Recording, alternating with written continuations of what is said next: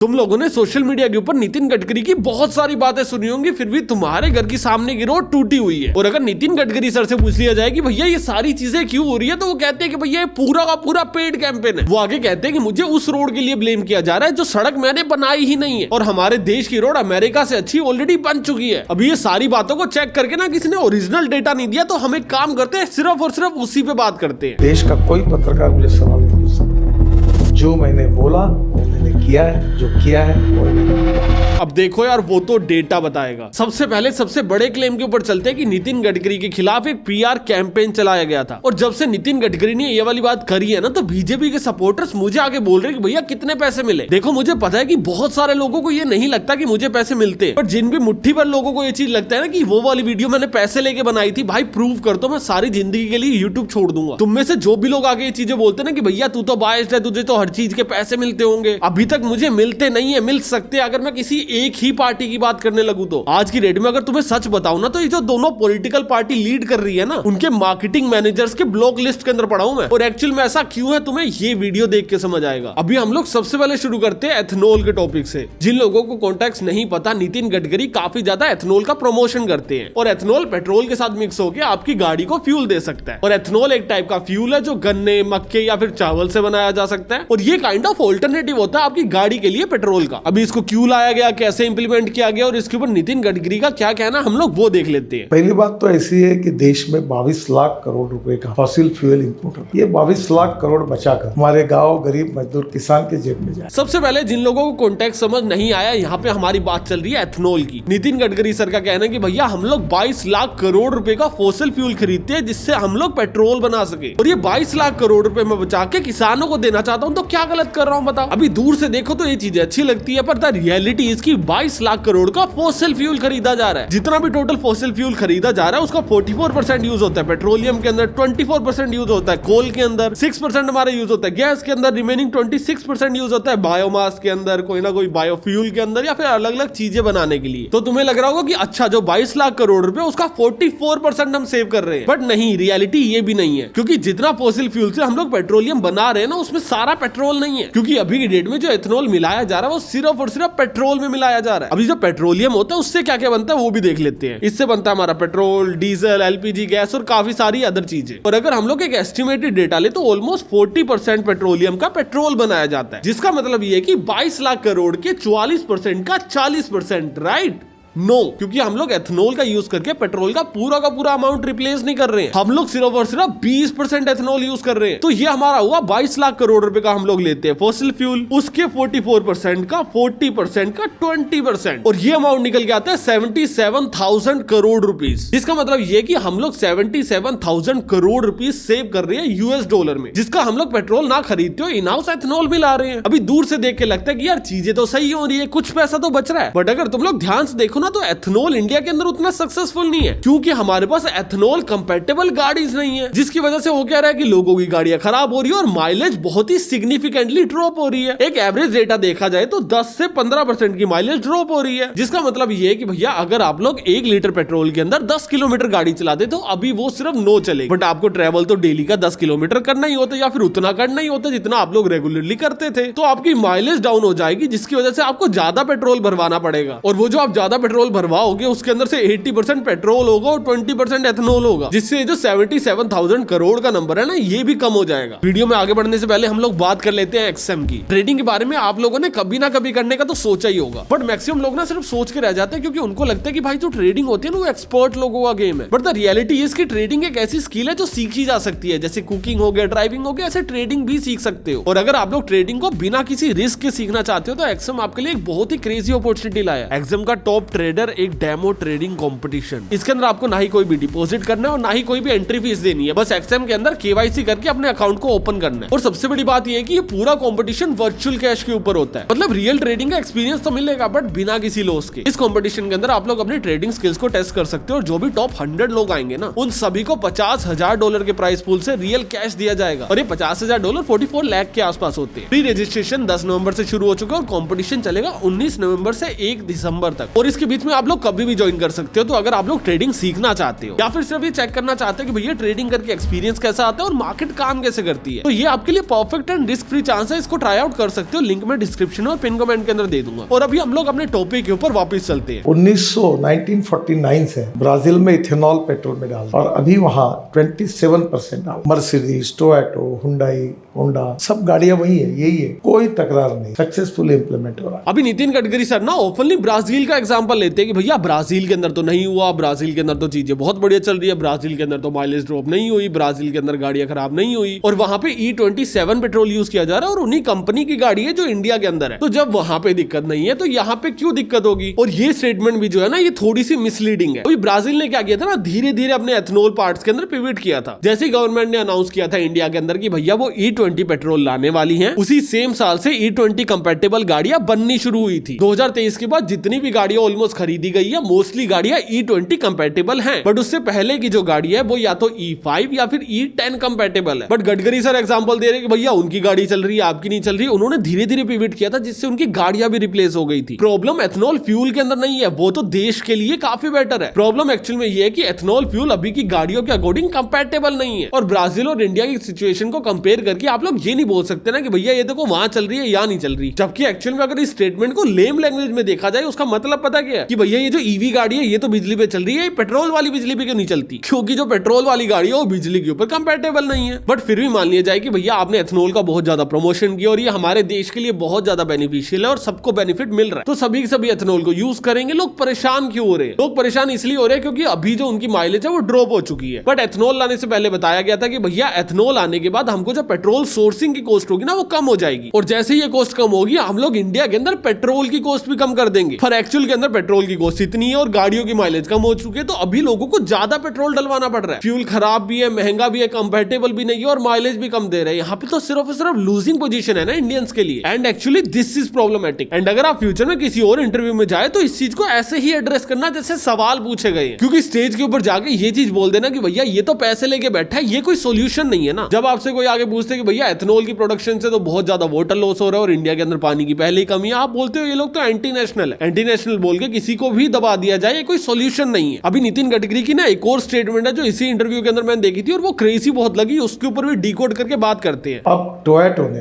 पहली बार flex engine जो Innova मेरे पास है वो 100% बायो इथेनॉल पे चलती है, 60% बिजली तैयार करती है। अब उसका विचार किया जाएगा 1 लीटर पेट्रोल में जितना एवरेज मिलता है उतना इस गाड़ी का अगर हिसाब लगाए तो पेट्रोल का वो 25 रुपए लीटर, यानी कितनी बचत है और प्रदूषण नहीं है, ये ग्रीन फ्यूल है। तो इन्होंने एक स्टेटमेंट दिया है कि एक गाड़ी है जो प्रॉपर्ली एथनॉल के ऊपर चलती है और अगर आप लोग उसको एथनॉल के ऊपर चला रहे हो तो जो पर लीटर की अभी गाड़ी की कॉस्ट आ रही है ना वही एथनॉल के ऊपर आपको 25 रुपए की आएगी। सबसे पहले हम लोग इस स्टेटमेंट को ना दो पॉसिबिलिटीज के अंदर डिकोड करके देखते हैं। क्या एथनॉल पर लीटर 25 रुपए का कॉस्ट कर भी सकता है? And the reality is absolutely no. Nitin Gadkari ने बहुत बार आगे बोल्डली बोला कि भैया मैं तो बहुत सस्ता पेट्रोल करवा दूंगा, नहीं हुआ। अभी ये 25 रुपए पर लीटर एथनॉल की बात कर रहे हैं जो कि हो ही नहीं सकता है, क्योंकि कंपनीज को एथनॉल बनाने के लिए 37 रुपीज से लेके 42 रुपीज तक लगते हैं पर लीटर पे, और जब इसको प्रिक्योर किया जाता है ना तब ये 65.1 रुपीज तक चला जाता है। तो जो चीजें खरीद के ही 65 रुपए की पड़ती है आप लोग 25 रुपए में बेच कैसे लोगे? बट अभी दूसरी पॉसिबिलिटी को एक्सप्लोर करके देखते हैं। जिस गाड़ी की नितिन गडकरी सर इस वीडियो के अंदर बात कर रहे हैं ना वो 2 पावर्स के ऊपर चलती है। First one is electric and second is fuel. वो एक हाइब्रिड कार है जो 60% इलेक्ट्रिसिटी के ऊपर चलती है और 40% फ्यूल के ऊपर चलती है। एंड पता नहीं कैसे कैलकुलेशन करके 25 रुपए लीटर उसकी कॉस्ट बताई जा रही है। और मेरे लिए प्रॉब्लमेटिक ये कि कोई भी बंदा ऐसी गाड़ी क्यों ही खरीदेगा? अगर किसी को एक्चुअल में सेविंग्स करनी ही होगी तो वो तो इलेक्ट्रिक गाड़ी ले लेगा, इलेक्ट्रिक प्लस फ्यूल कंबाइंड गाड़ी ले जिसके अंदर 40% फ्यूल यूज होगा, जिससे 25 रुपए कॉस्ट आ जाएगी। ये काफी मिसलीडिंग स्टेटमेंट है और इन्हीं स्टेटमेंट्स की वजह से अभी नितिन गडकरी अपनी पावर को लूज करते जा रहे हैं। मेरे बारे में आरोप किए गए, जबकि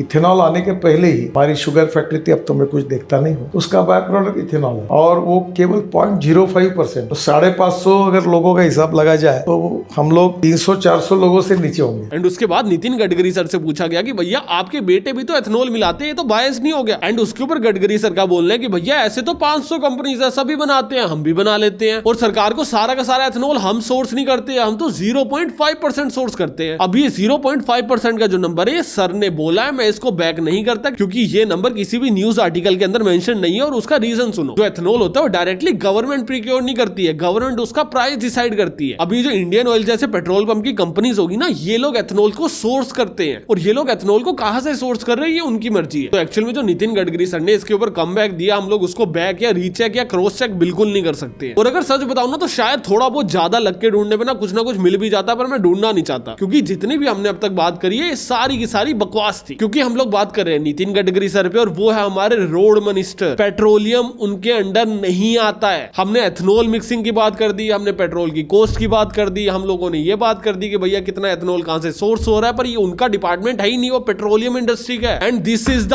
बिगेस्ट प्रॉब्लम कि भैया जो उनका काम है वो उसको छोड़ के सब कर रहे हैं। नितिन गडकरी सर का काम है सिर्फ और सिर्फ सड़क बनाना, पर सड़क छोड़ के सब बन रहा है। बट शायद एक मिसलीडिंग स्टेटमेंट होगी कि भैया सड़क छोड़ के सब बन रहा है, क्योंकि सड़कें भी एक्चुअल में बन रही हैं। एंड जैसे मैंने शुरू में बोला था कि भैया ये किसी भी तरह की बायस वीडियो नहीं होगी, और तुम्हें समझ आएगा कि कोई भी पॉलिटिकल पार्टी मुझे फंड क्यों नहीं करती है। सबसे पहले क्या, नितिन गडकरी सर के आने के बाद रोड इंफ्रास्ट्रक्चर इंप्रूव हुआ, and the short answer is yes. 2014 तक हमारे पास 91,827 किलोमीटर की रोड थी, और सिर्फ 10 सालों बाद आज हमारे पास 1,46,145 किलोमीटर की रोड है। और पिछले 10 सालों के अंदर ये नंबर ऑलमोस्ट डबल हो चुका है। 2015 तक हम लोग डेली की 12 किलोमीटर पर डे की रोड बनाते थे, और आज की डेट में ये नंबर 32.5 किलोमीटर हो चुके हैं, और बीच में एक साल 36 किलोमीटर भी गया था। नितिन गडकरी सर ने टोल को थोड़ा सा ऑर्गेनाइज कर दिया है, फास्ट टैग लगा दिया, जिससे काफी ज्यादा फास्ट ट्रांजैक्शन होती है। और सड़कों के ऊपर गड्ढे और पुल गिनने की हम लोग एंड के अंदर बात करेंगे, पर पहले थोड़ा अप्रिशिएट भी कर लेते हैं, क्योंकि कुछ प्रोजेक्ट्स ऐसे बनाए गए हैं जो एक्चुअल में अप्रिशिएट करने लायक हैं। जैसे दिल्ली मुंबई एक्सप्रेस बन रहा है, ये भी एक काफी अच्छा प्रोजेक्ट है। या फिर आप लोग कभी भी गुड़गांव से दिल्ली एयरपोर्ट जाते हो ना, एक 5.5 किलोमीटर की टनल आती है, एंड उसका नाम है द्वारका एक्सप्रेस एयरपोर्ट टनल, और वो टनल काफी अच्छी बनी हुई है। ऑलमोस्ट 5.1 किलोमीटर की अंडरग्राउंड लगातार टनल चल रही है, एंड उसके ऊपर ना जगह जगह पे ना ऐसे फोन कॉलिंग के लिए बूथ्स लगे हुए हैं, क्योंकि जब आप लोग टनल के अंदर होते हो ना, वहां पे नेटवर्क्स वगैरह नहीं आते। तो अगर किसी को किसी से कोऑर्डिनेट करना है, कॉन्टैक्ट करना है, या फिर गाड़ी खराब हो गई, या फिर सो ऑन थिंग्स, तो वहां पे जगह जगह के ऊपर फोन स्टेशन लगे हुए हैं। आप वहां पे जाके नंबर्स डायल करके किसी से भी बात भी कर सकते हो। और जब भी आप लोग ऐसी चीजें बनी हुई देखते हो तो आपका मन करता है कि हाँ भाई इस चीज को अप्रिशिएट करना चाहिए। बट नाउ एग्जैक्टली हम लोग ग्राउंड रियलिटी पता करने आए हैं, तो प्रॉब्लमेटिक चीज के ऊपर चलते हैं। ये सारी चीजें सही है, 2-4 टनल बना दी होगी, फास्टैग ऐड ऑन कर दिया होगा, हम लोग ज्यादा सड़क बना रहे होंगे, पर सड़क क्वालिटी क्या है? तुम्हारे घर के बाहर की सड़क तो आज भी टूटी हुई है ना, तुम्हारे शहर के अंदर की सड़कों में गड्ढे ही बहुत है। और ये सारी चीजों की अकाउंटेबिलिटी भी नितिन गडकरी सर को लेनी चाहिए। ऐसा हम में से 95% लोग सोचते हैं, पर उनको नहीं पता कि भैया वो रोड्स उनके अंदर नहीं आती है। नितिन गडकरी सर हाईवेज बनाते हैं, तुम्हारे शहर के और तुम्हारी गलियों की सड़कें उनके अंडर नहीं आती है, वो एक्चुअल में तुम्हारी स्टेट गवर्नमेंट के अंदर आती है, फिर म्युनिसिपैलिटी के अंदर आती है। नितिन गडकरी सर ने एक स्टेटमेंट दी थी कि भैया मेरे सिर्फ 20% गलती होती है, 80% चीजों के लिए मुझे फालतू में क्रिटिसाइज किया जाता है। अब ये 20 और 80 का रेशियो हम लोग एंड के अंदर देखेंगे। पहले ये समझते हैं कि नितिन गडकरी सर का एक्चुअल में काम क्या है। जितने भी बड़े सेंटर के प्रोजेक्ट्स होते हैं, हाईवेज होते हैं, NHAI होती है, वो सारा का सारा नितिन गडकरी के अंदर आता है। और जितने भी तुम्हारे घर के सामने की गलियां होगी, सड़कें होगी, या फिर तुम्हारे शहर की सड़कें होगी, वो मोस्टली तुम्हारे स्टेट के अंदर आती है। अभी मैं मोस्टली इसलिए बोल रहा हूँ कि कुछ कुछ प्रोजेक्ट्स ऐसे हो सकते हैं जो सेंटर के साथ मिलकर इनिशिएट किए हो, पर उनका नंबर बहुत ज्यादा नहीं होता, बहुत ज्यादा कम होता है। उसका टेक केयर मोस्टली स्टेट या फिर म्युनिसिपैलिटी करती है। तो अगर शॉर्ट में बताऊं तो मोस्टली जो भी सड़कें तुम्हारे शहर के अंदर है, तुम्हारी गलियों को कनेक्ट करती है, या फिर एक शहर से एक मोहल्ले को दूसरे मोहल्ले से कनेक्ट करती है, वो तुम्हारे स्टेट का काम है। एक शहर से दूसरा शहर, एक स्टेट से दूसरा स्टेट, वो जितनी भी सड़कें या टनल्स बनाई जाती है वो आती है सेंटर के अंदर, मतलब नितिन गडकरी के अंदर। तो अगर आप लोग अपने पास वाले शहर के अंदर जा रहे हो और जो बीच का सड़क है वो टूटा हुआ है, दैट मींस नितिन गडकरी की गलती है। बहुत सिंपल, बहुत क्लियर। अभी आगे बढ़ते हैं। तो नितिन गडकरी जितनी भी रोड्स बनाते हैं उसके अंदर मोस्टली 3 मिनिस्ट्रीज आती है। सबसे पहली है NHAI, मोस्टली इंफ्रास्ट्रक्चर यही लोग बनाते हैं और टोल भी यही लोग चार्ज करते हैं। सेकंड है ministry of road transport and highways, जैसा इनका नाम है, मोस्टली हाईवेज ही बनाते हैं। एंड तीसरा हमारा आता है PMGSY। ये डिपार्टमेंट थोड़ा सा कॉम्प्लिकेटेड है, क्योंकि ये लोग क्या करते हैं, छोटे गांव को ना शहरों से जोड़ते हैं और उसको जोड़ने के लिए बीच में कनेक्टेड रोड बनाते हैं। बट कभी कभी ये लोग क्या करते हैं, विलेज के अंदर भी रोड बनाते हैं। तो हम लोगों को ये चीज का ध्यान रखना चाहिए कि जब भी हम लोग बोल रहे हैं कि कोई भी सड़क खराब है, हमको उस चीज की एक्चुअल में नॉलेज लेनी चाहिए कि भैया ये सड़क बनाई किसने। क्योंकि आप लोग जितना गलत आदमी को ब्लेम करते रहोगे ना, उतने ही कम चांसेस होंगे कि वो सड़क सुधरेगी। क्योंकि अगर कोई पर्टिकुलर सड़क तुम्हारे स्टेट के अंदर आती है और तुम लोग बैठे हुए नितिन गडकरी को क्रिटिसाइज कर रहे हो, तो वो बदलने नहीं वाली है। अकाउंटेबल एक्चुअल में उन लोगों को ठहराओ जो एक्चुअल में अकाउंटेबल हैं। बट क्या इसका मतलब है कि नितिन गडकरी जो भी प्रोजेक्ट्स बनाते हैं वो सारे के सारे अच्छे हैं? And the answer is big no. और ये सारी सिचुएशन में तुम्हें 2 से 3 एग्जांपल्स देके समझाता हूं। अटल सेतु के बारे में सबने सुना होगा, ऑलमोस्ट 17,500 करोड़ रुपए देके ये प्रोजेक्ट बना था और इसको पिछले साल 2024 के अंदर लॉन्च किया गया। और आज की डेट में जाके देखोगे तो भैया उसके ऊपर क्रैक्स आ गए हैं। सिर्फ और सिर्फ 1 साल के अंदर क्रैक्स आ गए हैं। और उस पूरे प्रोजेक्ट की कॉस्ट थी 17,500 करोड़ के आसपास। और ये क्रैक्स आने का एक्चुअल रीजन पता क्या बताया गया, कि भैया बारिश बहुत होगी। और दूसरा रीजन बताया गया कि भैया ट्रैफिक बहुत है। अरे मुंबई में तो ट्रैफिक होगा ही यार, ये कौन सा बहाना है कि भैया ट्रैफिक ज्यादा था इसलिए सड़क उखड़ गई एक ही साल में। और ये सारे बहानों को कंसीडर करते हुए नितिन गडकरी की सरकार ने एक्चुअल में पेनल्टी भी लगाई है उस कॉन्ट्रैक्टर के ऊपर जिसने वो सड़क बनाई थी, एंड वो पेनल्टी लगी है 1 करोड़ रुपए की। सुनने में थोड़ा बड़ा लग रहा होगा, पर वो जो टोटल अमाउंट है वो उसका पता है कितना परसेंट है? 0.005%। लिटरली सिर्फ नाम की पेनल्टी लगाई गई है। 17,500 करोड़ रुपए हमारे टैक्स के पैसे से पहले जलाया गया। उसके बाद वो अतुल सेतु के ऊपर जाने के लिए हमको 200 से ज्यादा रुपए का टोल देना पड़ता है, उसके बाद भी उसमें गड्ढे हैं। और ना यही चीज प्रॉब्लमेटिक है कि हमारी सरकार ना वही काम करती है जो सिर्फ हमको दिखाया जा सके कि देखो भैया 1 करोड़ रुपए की पेनल्टी लगा दी। 1 करोड़ उसके लिए कुछ भी नहीं है। नितिन गडकरी के रोज ही बयान आ जाते हैं कि भैया मुझे कभी तो दुबई वाले बुला रहे। आपको पता है दुबई के राजा, दुबई के प्रिंस हिंदुस्तान में आए थे। मैं, मोदी जी, हम सब मंत्री 3-4 एक टेबल पर बैठे थे हैदराबाद हाउस में। तो दुबई के प्रिंस ने मोदी जी को कहा कि हमारे लिए एक एहसान कर दो। बोले 6 महीने के लिए नितिन गडकरी को दुबई के लिए एक्सपोर्ट कर दो।